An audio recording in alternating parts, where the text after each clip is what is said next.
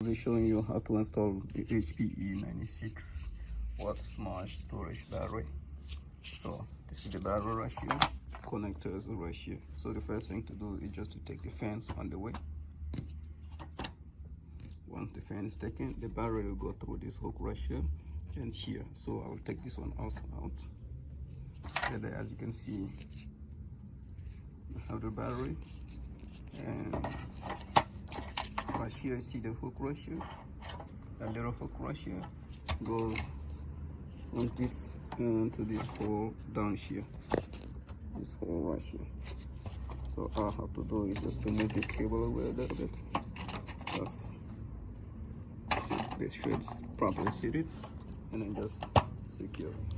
Once it's secure, the cable just goes through. You should put the cable first. The cable just go through it.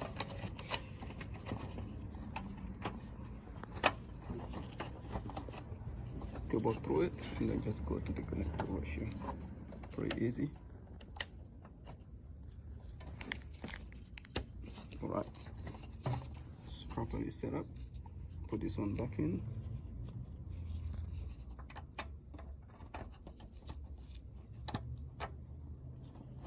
Sit it down, and then just lock it.